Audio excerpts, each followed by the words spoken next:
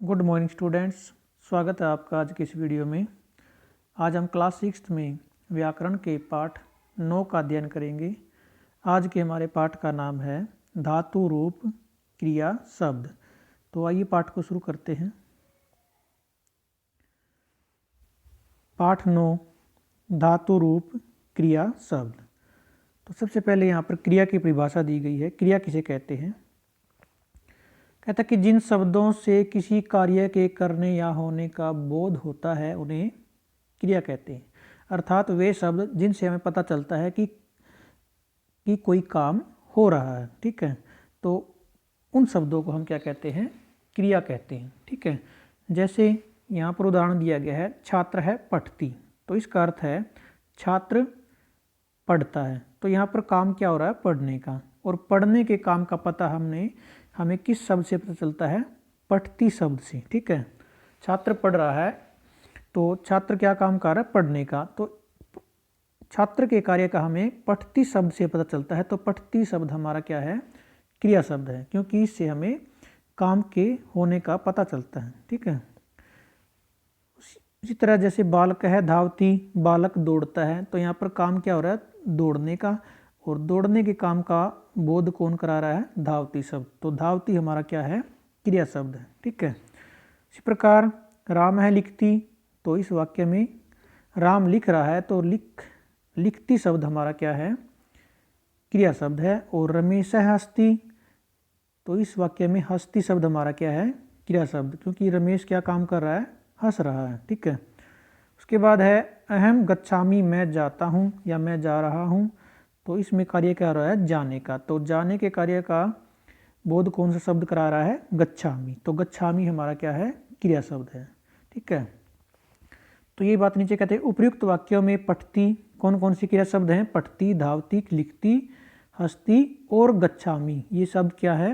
क्रिया शब्द हैं। ये सब हमारे क्रिया शब्द हैं, जिनसे क्रमशः हमें पढ़ने, दौड़ने, लिखने, हंसने तथा जाने का बोध होता है। इन शब्दों से हमें इन कार्यों का पता चलता है। ठीक है, उसके बाद है हमारा धातु। धातु किसे कहते हैं? कहते हैं कि क्रिया के मूल रूप को धातु कहते हैं। ठीक है, धातु किसे कहते हैं हम? क्रिया के मूल रूप को। अर्थात जिन शब्दों से हमारी क्रिया बनती है उसे हम क्रिया का क्या कहते हैं? मूल रूप। जैसे कोई लकड़ी की वस्तु है, जैसे मेज है लकड़ी की, तो मेज हमारी किससे बनती है? लकड़ी की। मेज हमारी बनती है लकड़ी से। ठीक है, जो लकड़ी की मेज होती है वो किससे बनी होती है? लकड़ी से। तो लकड़ी उसका क्या है? मेज का मूल रूप है। ठीक है, लकड़ी मेज का क्या है? मूल रूप है। तो इसी प्रकार जिन शब्दों से हमारी क्रियाएं बनती हैं वो शब्द हमारी क्रियाओं के क्या होते हैं? मूल रूप होते हैं। और उसी मूल रूप को हम क्या कहते हैं? धातु कहते हैं। ठीक है, जैसे धातु उदाहरण दिया गया है पठ। पठ हमारी क्या है? एक धातु है। तो इससे जो क्रिया बनेगी, जैसे पठती बनता हमारा पठत है या फिर पठंती, जैसे यहाँ पर नीचे दिया गया है पठती, पठत है, पठंती। तो ये पठती, पठत है, पठंती, ये हमारे क्या हैं? क्रिया शब्द हैं। ठीक है, ये हमारे क्या हैं? क्रिया शब्द। और ये क्रिया शब्द हमारे किससे बने हुए हैं? सारे पठ धातु से, यानी कि पठ शब्द से ये सारे हमारे शब्द बने हुए हैं। जितने भी हमारे लकार में हमारे जो 9 शब्द होते हैं, जैसे पठती, पठत है, पठंती, पठसी, पठत है, पठत, पठामी, पठाव है, पठाम है, ये 9 के 9 शब्द किस शब्द से बने हैं? पठ शब्द से। ठीक है, और पठ इनका क्या है? इन सभी क्रियाओं का मूल रूप है। ठीक है, पठ शब्द इन सभी क्रियाओं का मूल रूप है, और मूल रूप को ही हम क्या कहते हैं? धातु कहते हैं। तो पठ इन सभी शब्दों की, इन सभी क्रियाओं की क्या है? धातु है। ठीक है, उसी प्रकार कहता है कि जैसे धातु के उदाहरण दिए गए, पठ एक धातु है, धाव भी एक धातु है, धाव का अर्थ दौड़ना, लिख भी एक धातु है, लिखना, जिससे हमारे क्रिया शब्द बनेंगे लिखती, लिखता है, लिखनती। इस प्रकार हस है, गम है, जिससे हमारे शब्द बनते हैं गच्छती, गच्छता है, गच्छन्ति। ठीक है, इत्यादि, ये सारी क्या हैं? धातुएं हैं। ये क्रियाओं के मूल रूप हैं। धातु किसको कहते हैं हम? क्रिया के मूल रूप को। ये आपको पता है, क्रिया के मूल रूप को हम क्या कहते हैं? धातु हैं। तो ये सारी धातुएं हैं और ये क्रियाओं के क्या हैं? मूल रूप हैं। अतः इन्हें क्रिया मूल भी कहते हैं। ठीक है, तो इसको हम क्रिया मूल भी कह सकते हैं। इसको हम धातु भी कह सकते हैं और क्रिया मूल भी कह सकते हैं। ठीक है, क्योंकि ये क्रियाओं के क्या होते हैं? मूल रूप होते हैं। क्रिया की रचना करने के लिए क्रिया के मूल रूपों में तिंग आदि प्रत्यय जोड़कर क्रिया रूप बनाए जाते हैं। तो एक धातु से क्रियापद बनाने के लिए क्या क्या प्रक्रिया होती है? धातु में क्या जोड़ जाते हैं? प्रत्यय जोड़ जाते हैं। ठीक है, धातु के अंदर क्या जोड़ जाते हैं? प्रत्यय। और धातु से क्रिया रूप बनाने के लिए जो प्रत्यय जोड़ जाते हैं उन प्रत्ययों को क्या कहते हैं? हम तिंग। उन प्रत्ययों का क्या नाम है? तिंग। ठीक है, तो क्रिया की रचना करने के लिए यानी क्रिया बनाने के लिए क्रिया के मूल रूपों में, मूल रूप यानी कि धातु में, मूल रूप क्या होता है क्रिया का? धातु। यानी कि धातु में क्या जोड़ जाते हैं? तिंग आदि प्रत्यय जोड़ जाते हैं। ठीक है, जैसे यहाँ पर है हमारा पठती पठतः पठन्ति, पठसी पठतः पठत, पठामी पठावः पठामः। ये सारे क्या हमारे क्रिया शब्द हैं। नीचे कहता है कि उपयुक्त इन क्रिया रूपों में पठ एक ऐसा अंश है, पठ एक ऐसा शब्द है जो सभी क्रिया रूपों में मिलता है, यानी कि सभी में पठ शब्द जुड़ा हुआ है। अतः सभी क्रिया रूपों में समान रूप से आए हुए इसी पठ शब्द को हम क्या कहते हैं? धातु कहते हैं, क्योंकि ये सारे शब्द जो हैं क्रिया शब्द किससे बने हुए हैं? पठ शब्द से बने हुए। किस शब्द से? पठ शब्द से। और पठ शब्द से कैसे बने हैं? पठ शब्द में तिंग प्रत्यय जुड़ करके। ठीक है, जो भी हमारे क्रिया शब्द बनते हैं, लकार हैं, उन सभी में तिंग प्रत्यय जोड़ करके हमारी क्रिया शब्द बनाए जाते हैं। ठीक है, जितने भी हमारे लकार होते हैं, लट है, लंग है, लोट है, ठीक है, तो सभी लकारों में क्रिया रूप बनाने के लिए धातु से तिंग प्रत्यय जोड़ जाते हैं। ठीक है, तिंग प्रत्यय हमारे कितने होते हैं? 18 प्रत्यय होते हैं ये तिंग। ठीक है, तिंग प्रत्यय कितने होते हैं? 18। ठीक है, क्योंकि हमारी जो धातुएं होती हैं वो दो प्रकार की होती है। आगे हमारा आएगा इसमें, इसी पाठ में जो धातुएं होती है हमारी दो प्रकार की होती हैं। एक हमारी होती है परस्मैपदी, ठीक है, और एक होती है हमारी आत्मनेपदी। ठीक है, परस्मैपदी और आत्मनेपदी। 9 प्रत्यय हमारे परस्मैपद धातुओं के होते हैं जो, ठीक है, और 9 ही प्रत्यय हमारे आत्मनेपदी धातुओं के होते हैं। क्योंकि आपको पता है प्रत्येक लकार में 9 शब्द बनते हैं। जैसे आपका यहाँ पर पठती पठतः पठन्ति, पठसी पठतः पठत, पठामी पठावः पठामः। तो प्रत्येक लकार में हमारे 9 क्रिया शब्द बनते हैं। यानी कि 9 क्रिया शब्द किससे बनते हैं? 9 धातु से 9 प्रत्यय जुड़ के, अलग अलग 9 प्रत्यय जुड़ के धातु से ये 9 क्रिया शब्द बनते हैं। और ये 9 ही प्रत्यय हमारे आत्मनेपद धातुओं से बनते हैं। ये हमारी जो धातु का है ये हमारी परस्मैपद धातुएं हैं। ठीक है, जो हमारी पठती पठतः पठन्ति, पठसी पठतः पठत है, ये हमारी कैसी धातु है? एक परस्मैपद धातु का रूप है। ठीक है, आत्मनेपद धातु हमारे आपके सिलेबस में नहीं है, वो बड़ी कक्षाओं में पढ़ाई जाएगी। उसके बाद कहता है लकार। ठीक है, लकार आता है। उसके बाद लकार किसे कहते हैं? संस्कृत व्याकरण में काल और स्थिति को लकार कहते हैं। किसको? काल और स्थिति को। काल का अर्थ क्या होता है? समय, और स्थिति यानी कि कंडीशन। तो काल और स्थिति को हम क्या कहते हैं? लकार। यानी किस काम जो हमारा कार्य है वो किस समय हो रहा है और किस कंडीशन में हो रहा है, उस अवस्था को हम क्या कहते हैं? लकार कहते हैं। ठीक है, संस्कृत में कुल कितने लकार होते हैं? 10 लकार होते हैं। संस्कृत में कुल 10 लकार होते हैं।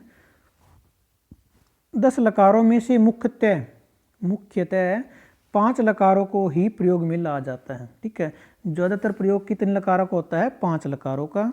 ठीक है, और जिनका संक्षिप्त विवरण इस प्रकार है। जिन जिन लकारों का प्रयोग किया जाता है संस्कृत में ज़्यादातर, कुल कितने होते हैं हमारे? 10, और प्रयोग कितने का होता है? मुख्यतः 5 लकारों का। तो ये 5 लकार कौन कौन से हैं?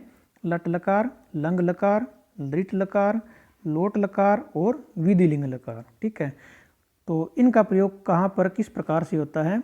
सबसे पहले लट लकार का प्रयोग कहाँ पर होता है? वर्तमान काल के लिए, यानी कि प्रेजेंट टेंस के लिए इस काल का प्रयोग किया जाता है। ठीक है, लंग लकार का प्रयोग भूतकाल यानी कि पास्ट टेंस के लिए किया जाता है। भूतकाल का प्रयोग, जैसे राम ने पाठ पढ़ा, वर्तमान काल में हो जाएगा। जैसे राम पाठ पढ़ता है, राम है पाठम पठती।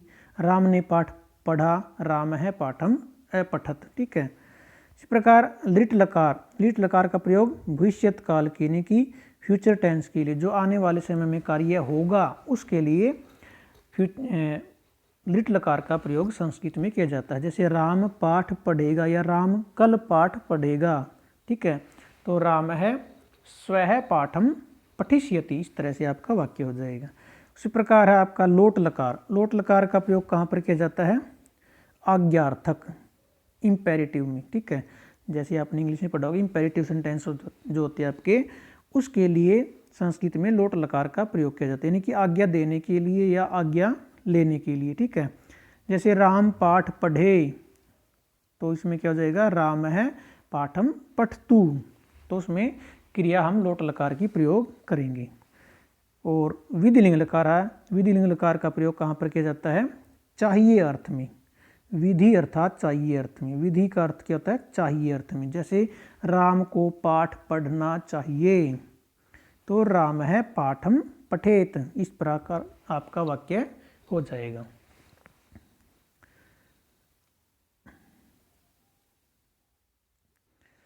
आगे कहता है कि परंतु विद्यार्थियों के सत्र के अनुसार छठी कक्षा के पाठ्यक्रम यानी 6th क्लास के सिलेबस में केवल लट लकार और लिट लकार ही सम्मिलित किए गए, यानी कि आपके सिलेबस में कितने लकार हैं? केवल 2 ही लकार हैं जिनको आपको अध्ययन करना है। लट लकार जो आपने फर्स्ट टर्म में अध्ययन किया था, जैसे पठती पठता है, पठंती, पठसी पठता है, पठामी पठाव है, पठाम है, ये सारे रूप किसके थे?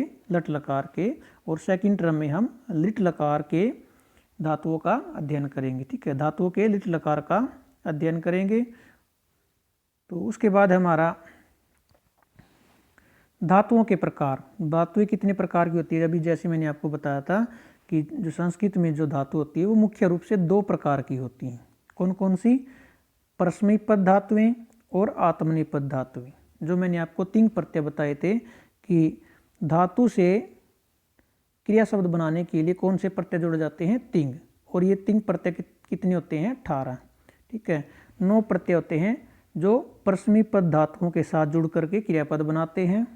किन सी धातुओं से? परस्मैपद धातुओं से। और 9 प्रत्यय आत्मनेपद धातुओं से जुड़ करके क्रिया शब्द बनाते हैं, ठीक है। तो इस प्रकार हमारे ये धातु से क्रिया शब्द बनाने के लिए 18 तिंग प्रत्ययों का प्रयोग किया जाता है, यानी कि तिंग प्रत्ययों का आपने याद रखना, तिंग प्रत्यय जोड़ करके क्रिया शब्द बनाए जाते हैं धातु से, ठीक है। तो उसके बाद कहता है कि परंतु कुछ ऐसी धातुएं भी होती हैं। कैसी धातुएं? जिनके रूप दोनों प्रकार के होते हैं, यानी कि जिनके रूप परस्मैपद में बनते हैं और आत्मनेपद में बनते हैं।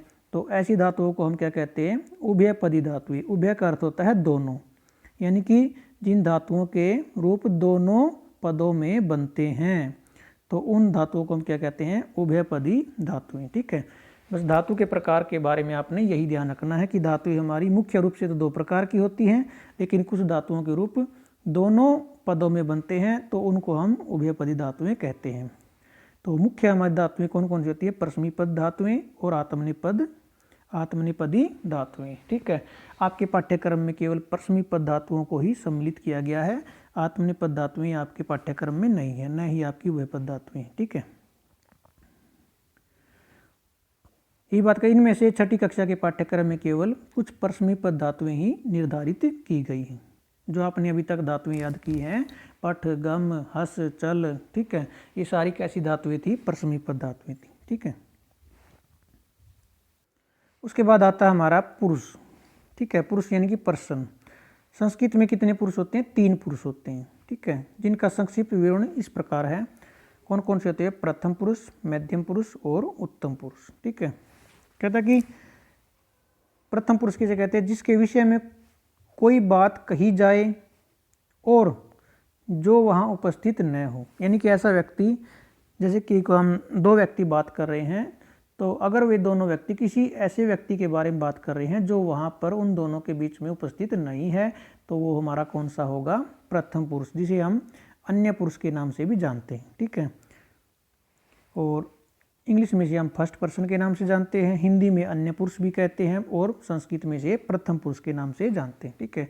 जैसे स, उसके लिए हम कैसे शब्दों का प्रयोग करेंगे? स, वह, तौ, वे दोनों, ते, वे सब, ये सब पुल्लिंग के होते हैं। और स्त्रीलिंग में सा वह, ते वे दोनों, ता वे सब, ठीक है। या फिर किसी व्यक्ति का उसका हम नाम लेकर भी उसके बारे में बात करते हैं, ठीक है। उसके बाद है हमारा मध्यम पुरुष। मध्यम पुरुष किसे कहते हैं? जिसको कोई बात कही जाए, जैसे कि दो व्यक्ति बात कर रहे हैं तो उनमें से जिसको बात कही जा रही है, यानी कि जो बात को सुन रहा है, वो हमारा क्या होता है? मध्यम पुरुष होता है, ठीक है। उसे हम क्या कहते हैं? मध्यम पुरुष। जैसे त्वम, उसके लिए हम किन शब्दों का प्रयोग करते हैं? त्वम यानी तू या तुम, युवाम तुम दोनों, यूयम तुम सब। सुनने वाला एक भी हो सकता है, दो भी है, दो से ज़्यादा भी हो सकता है। एक के लिए हम त्वम का प्रयोग करेंगे, अगर दो हैं तो युवाम और दो से ज़्यादा है तो यूयम तुम सब, ठीक है। और तीसरा पुरुष होता है हमारा उत्तम पुरुष, थर्ड पर्सन। तो थर्ड पर्सन कौन होता है? उत्तम पुरुष। बात कहने वाला अपने लिए जिन शब्दों का प्रयोग करता है उसे हम क्या कहते हैं? उत्तम पुरुष कहते हैं। यानी कि जो जब दो व्यक्ति बात कर रहे हैं तो जो बात को कह रहा है, यानी कि जो बोल रहा है, वो क्या होता है? हमारा उत्तम पुरुष। और जो बात को सुन रहा है वो मध्यम पुरुष। और जो जिसके बारे में बात कर रहे हैं वो हमारा प्रथम पुरुष। तो बोलने वाला अपने लिए किन शब्दों का प्रयोग करेगा? अहम, अगर बोलने वाला एक है तो अहम मैं, आवाम दो हैं तो हम दोनों, और वयम दो से ज़्यादा हैं बोलने वाले तो वयम हम सब, ठीक है। तो ये थे हमारे पुरुष। आगे कहता है कि ध्यातव्यम, ध्यातव्यम यानी कि ध्यान रखे या याद रखने योग्य। अस्मद तथा युष्मद को छोड़कर शेष सभी शब्द प्रथम पुरुष के होते हैं। यानी कि जो आपके ये अहम, आवाम, वयम आए हैं, ये हमारे किसके रूप हैं? अस्मद शब्द के, जो आपने अभी पिछले पाठ में अध्ययन किया था, अस्मद। और जो हमारे मध्यम पुरुष के है त्वम, युवाम और यूयम, ये हमारे किसके रूप हैं? युष्मद के। ये भी आपने पिछले पाठ में अध्ययन किया था, त्वम, युवाम, यूयम। तो ये कहता है कि अस्मद और युष्मद को छोड़कर जितने भी शब्द आएंगे वो सारे किस में रखे जाएंगे? वो कौन होते हैं? सारे प्रथम पुरुष के शब्द होते हैं, ठीक है। ठीक है, तो आपने सिर्फ क्या याद रखना है? अस्मद और युष्मद को याद रखना है, यानी कि अहम, अवाम, वयम और त्वम, युवाम, यूयम, इन 6 शब्दों को याद रखना है। तो इसके अलावा इनको छोड़कर के जितने भी शब्द आएंगे, संज्ञा शब्द आए या फिर सर्वनाम शब्द आए, वो सारे क्या होंगे? प्रथम पुरुष कहे जाएंगे, ठीक है। उसके बाद कहता है कि वचन। वचन का आपको पता है कि संस्कृत में हमारे जो वचन होते हैं वो 3 प्रकार के होते हैं। हिंदी में वचन 2 प्रकार के होते हैं, एक वचन और बहुवचन। लेकिन संस्कृत में वचन 3 प्रकार के होते हैं, एक वचन, द्विवचन, द्विवचन और बहुवचन। एक वचन जो एक संख्या या एक व्यक्ति या वस्तु का बोध कराता है, जैसे सह, वह पुल्लिंग के लिए प्रयोग करते हैं। सा, वह स्त्रीलिंग के लिए जो प्रयोग किया जाता है। अहम, मैं, त्वम, तुम, ये सारी एक ही व्यक्ति का बोध कराते हैं। तो ये सारे क्या हैं? एक वचन के रूप हैं। और उसके बाद हमारा द्विवचन। द्विवचन यानी कि जो शब्द 2 व्यक्ति या 2 वस्तुओं का बोध कराता है उसे हम द्विवचन कहते हैं। जैसे तऊ, वे दोनों, ते, वे दोनों, ये स्त्रीलिंग के लिए प्रयोग होता है, ये पुल्लिंग के लिए। आवाम, हम दोनों, और युवाम, तुम दोनों, ये सारे शब्द 2 की संख्या का बोध कराते हैं। तो ये सारे क्या हैं? द्विवचन के रूप हैं। उसके बाद हमारा बहुवचन। तो बहुवचन जो 2 से ज़्यादा व्यक्ति या वस्तुओं का बोध कराते हैं उसे हम बहुवचन कहते हैं। जैसे ते, वे सब, ये पुल्लिंग के लिए प्रयोग होता है। ता, वे सब, स्त्रीलिंग के लिए जो प्रयोग करते हैं हम। और वयम, हम सब, और यूयम, तुम सब, ये सारे शब्द हमारे बहुवचन का बोध कराते हैं। उसके बाद हमारा कहता है कि ध्यातव्यम, ध्यान देने योग्य। क्रिया का पुरुष तथा वचन कर्ता के पुरुष तथा वचन के अनुसार होता है। यानी कि जो हमारी क्रिया होती है, अगर हम कोई वाक्य बनाते हैं संस्कृत में, तो उसमें जो क्रिया प्रयोग करते हैं, अंत में जो वर्ब प्रयोग करते हैं, तो उस क्रिया के क्या चीज़? पुरुष और वचन किसके अनुसार होंगे? कर्ता के पुरुष और वचन के अनुसार होते हैं। यानी कि जो हमारा कर्ता, हमारा जो कर्ता है वो जिस पुरुष में है, क्रिया भी हमारी उसी पुरुष की प्रयोग की जाएगी। और कर्ता जिस वचन में है तो क्रिया भी उसी वचन की प्रयोग की जाएगी। ये आपने ध्यान रखना है, ठीक है। जैसे यहाँ पर उदाहरण दिया गया है,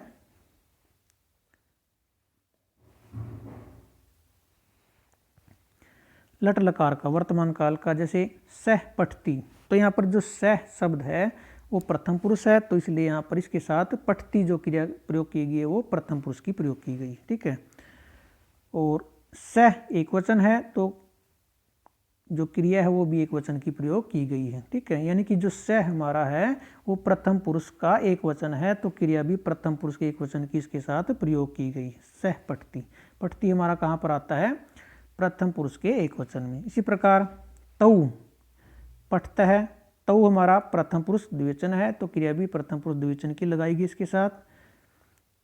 ते पठंती, ते प्रथम पुरुष का बहुवचन है, हो तो क्रिया भी प्रथम पुरुष के बहुवचन की ही प्रयोग की गई है। तो यही बात ऊपर बताई गई है कि क्रिया का पुरुष और वचन कर्ता के पुरुष और वचन के अनुसार होता है। ठीक है। इस प्रकार अगर हमारा कर्ता मध्यम पुरुष का है तो क्रिया भी हमारी मध्यम पुरुष की प्रयोग की जाएगी। जैसे त्वम, त्वम मध्यम पुरुष का एक वचन है, तो क्रिया भी त्वम मध्यम पुरुष के एक वचन की प्रयोग की गई है, पठसी।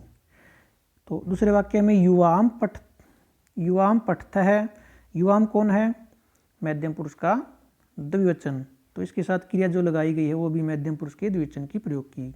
ठीक है। हम इसके साथ युवाम ये प्रयोग नहीं कर सकते, जैसे हम लगाएं युवाम हमारा कर्ता है, तो इसके साथ हम ये वाली क्रिया प्रयोग नहीं कर सकते, न ही ये वाली प्रयोग कर सकते हैं। कौन सी लगेगी? मध्यम पुरुष के द्विवचन की ही क्रिया लगेगी। उसी प्रकार जैसे यूयम पठत, यूयम मध्यम पुरुष का बहुवचन है, तो इसके साथ क्रिया लगेगी कौन सी? मध्यम पुरुष के बहुवचन की, पठत। ठीक है। इसी प्रकार उत्तम पुरुष अगर हमारा करता है तो क्रिया भी उत्तम पुरुष की प्रयोग की जाए। जैसे अहम पठामी, अहम उत्तम पुरुष का एक वचन है, तो क्रिया भी उत्तम पुरुष के एक वचन की प्रयोग की गई है। आवाम पठावह, आवाम कौन है? उत्तम पुरुष का द्विवचन है, तो इसके साथ जो क्रिया लगाई गई है वो भी उत्तम पुरुष के द्विवचन की प्रयोग की गई है। और इसी प्रकार वयम पठामह, वयम उत्तम पुरुष का बहुवचन है, तो क्रिया भी उत्तम पुरुष के बहुवचन की प्रयोग की गई। ठीक है। इसी प्रकार हमारा लिट लकार में हो जाएगा। जैसे सह पठिष्यति, वह पढ़ेगा, तौ पठिष्यत, ते पठिष्यन्ति, त्वम पठिष्यसि, तुम पढ़ोगे, युवाम पठिष्यत, यूयम, युवाम पठिष्यत और यूयम पठिष्यत। ठीक है। तुम दोनों पढ़ोगे और तुम सब पढ़ोगे। इस प्रकार अहम पठिष्यामि, मैं पढ़ूंगा, आवाम पठिष्याव, हम दोनों पढ़ेंगे, और वयम पठिष्यामः, हम सब पढ़ेंगे। उसके बाद कहता है कि परस्मैपद धातुओं के तिंग प्रत्यय केवल लट एवं दृढ़ लकार में। तो परस्मैपद धातुओं से ये जो तिंग प्रत्यय जुड़ते हैं वो दिखाए गए हैं ती, त, अंति, सी, थ, थ और मी, वह, मैं। ठीक है। ये प्रत्यय जुड़ करके हमारे लट लकार का रूप बन जाता है। और वैसे जो हमारे प्रत्यय होते हैं, मूल प्रत्यय होते हैं तिप, तस, जी, सिप, थस, थ, मिप, वस, मस, फिर उनमें लोप होकर के ये हमारे शब्द बचते हैं, ये हमारे धातु के साथ जुड़ जाते हैं। इस प्रकार लिट लकार में कौन कौन से प्रत्यय जुड़ जाएंगे? सेयति, सेयत है, सेयंती, सेयसी, सेयत है, सेयत, सेयामी, सेयावह, सेयाम। ठीक है। और आगे कहता है जिन धातुओं के साथ अकारांत वाली धातु छोड़कर अधिकतर निम्न प्रत्यय जुड़ जाते हैं। जैसे इष्यति, इष्यत है, इष्यंती। कहता है कि आकारांत वाली धातुओं को छोड़ करके धातुओं से लिट लकार में ये प्रत्यय जुड़ जाते हैं। और इसमें कहता है कि जिन धातुओं के अंत में आ होता है उनमें ये प्रत्यय जुड़ जाते हैं, और जिन धातुओं के अंत में आ नहीं होता उनसे ये प्रत्यय जुड़ जाते हैं। इष्यति, इष्यत है, इष्यंती, इष्यसि, इष्यत है, इष्यत, इष्यामि, इष्यावह, इष्याम। जैसे पठ धातु हमारी पठिष्यति हो जाएगा, पठिष्यति, पठिष्यत है, पठिष्यंती, पठिष्यसि, पठिष्यत है, पठिष्यत, पठिष्यामि, पठिष्यावह, पठिष्याम। और बाकी धातुओं से जिनके अंत में आ आता, जैसे स्था धातु है, स्था। ठीक है। तो इन धातुओं से ये वाले प्रत्यय जुड़ जाएंगे लिट लकार में। आगे कहता है कि विद्यार्थी इन प्रत्ययों को याद करके लगभग सभी परस्मैपद धातुओं के रूप लट एवं लिट लकार में बड़ी आसानी से बना सकते हैं। ठीक है। तो अगर आपको ये प्रत्यय याद हो गए तो आप किसी भी धातु का लट व लिट लकार का रूप बना सकते हैं।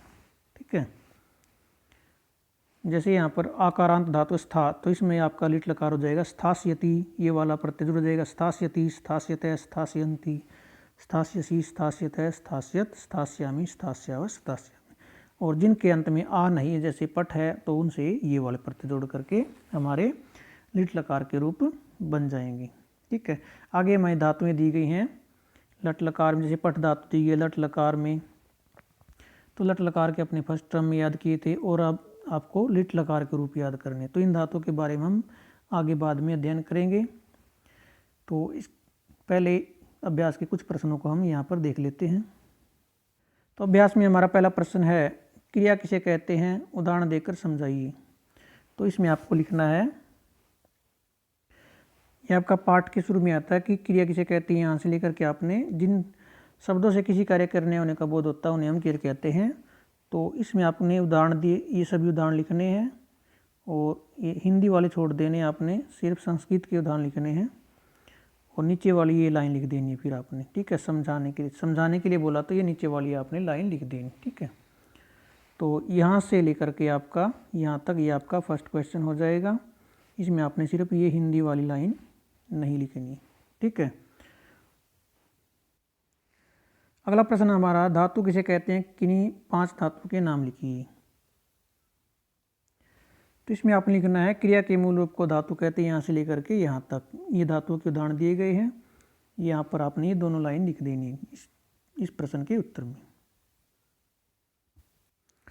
आगे आपका लकार किसे कहते हैं, तीसरा प्रश्न, 5 प्रमुख लकारों के नाम लिखिए। तो इसके उत्तर में आप लिखना है संस्कृत व्याकरण में काल और स्थिति को लकार कहते हैं। ठीक है, ये आपका हो जाएगा लकार किसे कहते हैं इसकी परिभाषा। और आगे से आपसे पूछा कि 5 प्रमुख लकारों के नाम लिखिए, तो आपने सिर्फ इनके नाम लिखने हैं, पांचों के, लट लकार, लंग लकार, लिट लकार, लोट लकार और विधिनी लकार।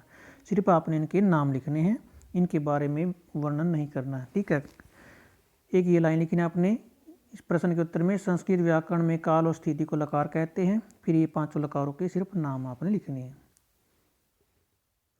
उसके बाद हमारा अगला प्रश्न है प्रश्न नंबर 4, रिक्त स्थानों की पूर्ति कीजिए। संस्कृत में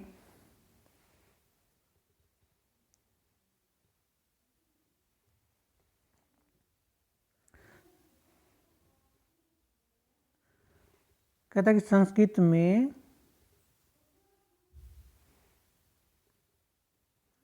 डैश वचन होते हैं, कितने वचन होते हैं, इसमें आ जाएगा आपका 3। ठीक है, कितने वचन होते हैं संस्कृत में, 3, एक वचन, द्विवचन व बहुवचन। अगला है वर्तमान काल के लिए डैश लकार का प्रयोग होता है, तो कौन से लकार का प्रयोग होता है वर्तमान काल में, लट लकार का, इसमें आ जाएगा आपका लट। ठीक है, उसके बाद है संस्कृत में डैश पुरुष होते हैं, कितने पुरुष होते हैं, 3, प्रथम, मध्यम और उत्तम, इसमें भी आपका क्या जाएगा 3। और लिट लकार का प्रयोग डैश काल के लिए किया जाता है, कौन से काल के लिए, लिट लकार का भविष्यत काल के लिए, तो इसमें आ जाएगा आपका भविष्यत। ठीक है, इसमें आप लिख देना है भविष्यत, भविष्यत काल के लिए लिट लकार का प्रयोग किया जाता है, यानी फ्यूचर टेंस के लिए। और अगला क्रिया का मूल रूप, क्रिया का मूल रूप क्या कहलाता है, धातु कहलाता है। तो क्रिया के मूल रूप को हम क्या कहते हैं, धातु। ठीक है, तो ये जो आपके आज के 4 प्रश्न हैं, इन प्रश्नों को आपने नोटबुक में लिख लेना चारों को। ठीक है, और इस पाठ को अच्छे से वीडियो के द्वारा समझ लेना। ठीक है, बाकी प्रश्नों को हम नेक्स्ट वीडियो में हल करेंगे। आज के लिए सिर्फ इतना ही, धन्यवाद।